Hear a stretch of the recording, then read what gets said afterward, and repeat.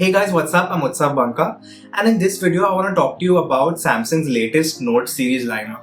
So they launched the Note 20 and the Note 20 Ultra earlier this week, and there's just so much going on with those phones, some that I find really exciting and some really confusing.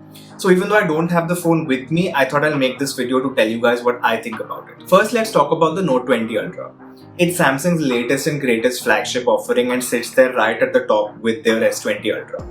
In fact, in many ways, I think it is better than that phone, and it even fixes a lot of mistakes that the S20 Ultra made earlier. It comes in with 12GB RAM and 256GB storage, which is expandable using their micro SD card slot, and it retails at 1,05,000 rupees. Now that's a huge amount to pay for a phone, but it does come with a lot of technological advancements and features that not a lot of phones have today, and it's getting very normal for flagship phones to cost this much now. The Note 20 Ultra has a huge 6.9-inch screen. It's a Quad HD Plus AMOLED display with a faster 120Hz refresh rate, which is what you would expect from a Samsung flagship. And all of this is very similar to what the S20 Ultra had. But there is a difference in the refresh rate where the Note 20 Ultra has an adaptive refresh rate. This means that it is able to choose between 1Hz and 120Hz depending on what is going on the screen. So this saves up a lot of battery compared to the S20 Ultra that would be running at 120Hz at all times irrespective of what is going on your screen. So I would say that the Note 20 Ultra has a better screen than the S20 Ultra. Moving on to the build, the Note 20 Ultra has a front and back glass panel along with a metal frame. Now the glass that they've used both on the front and the back is the latest Gorilla Glass 7, and this makes the Note 20 Ultra the first phone to actually use this technology. Gorilla Glass 7 is basically just much more resistant to cracks and scratches than its earlier versions, and it's really cool to see this on this phone. On the back, the glass is a soft touch matte sort of a finish, so it's not the usual glossy finish that Samsung has on its other phones, and it's going to be much more resistant to fingerprints and smudges. On the front, the screen is slightly curved on the sides to give you that entire bezel-less look with the hole punch for the front camera. So all in all, in terms of build, given that it has Gorilla Glass 7 and that soft matte touch finish on the back, I think that the Note 20 Ultra is better than the S20 Ultra. In terms of battery, the Note 20 Ultra comes in with a 4500 mAh battery.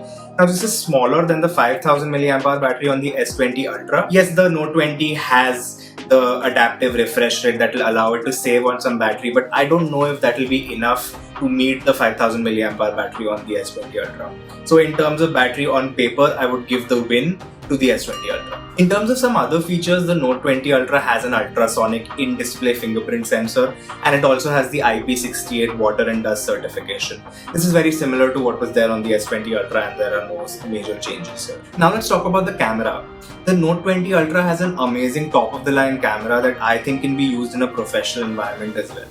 It has one camera on the front, which is a 10 megapixel shooter, and three cameras on the back with a 12 megapixel ultra-wide, a 12 megapixel telephoto, and a 108 megapixel primary sensor.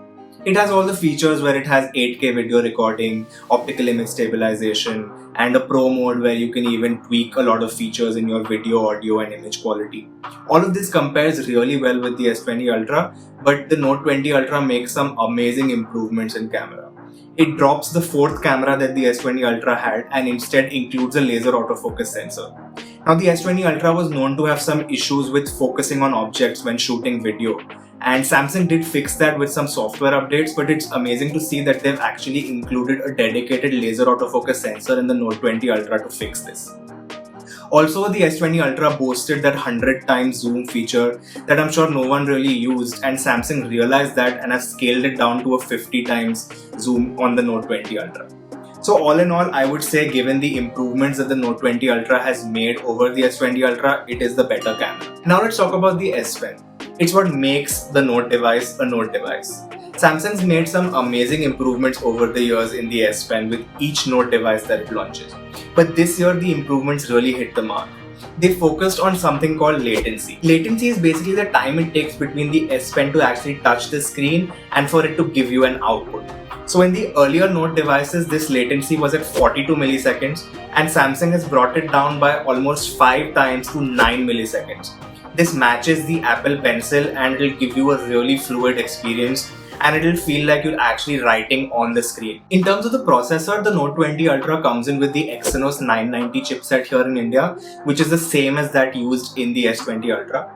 Now this is very disappointing because if you see the phones that come in regions like US that use the Snapdragon variants, the Note 20 Ultra comes in with the Snapdragon 865 Plus, which is better than the Snapdragon 865 used in the S20 Ultra. So while in the US the Note 20 Ultra has a better processor than the S20 Ultra, here in India it is the same processor.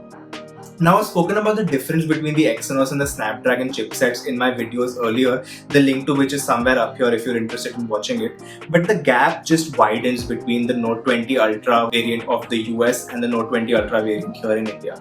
So if anyone from Samsung is watching this video, I really urge you guys to get the Snapdragon variants of these phones here in India. One thing to note is that while the S20 Ultra's Exynos 990 chipset doesn't support 5G, the Note 20 Ultra does support 5G, which makes it the first phone launched by Samsung here in India that supports 5G. So all in all, given that it has a better processor in the US and it supports 5G here in India, the Note 20 Ultra has the better processor when compared to the S20 Ultra. So as you can see, Samsung's really focused on improving each aspect that the S20 Ultra lacked, and we finally have a flagship that deserves the Ultra name. Now let's move on to the Note 20. This is where it gets a little confusing for me. Samsung's made some cut downs, of course, from the Note 20 Ultra because the Note 20 is just much cheaper than the Note 20 Ultra. It comes in with 8GB RAM instead of 12GB, and it comes in with 256GB of storage, which is non-expandable, so there is no extra micro SD card slot in the Note 20.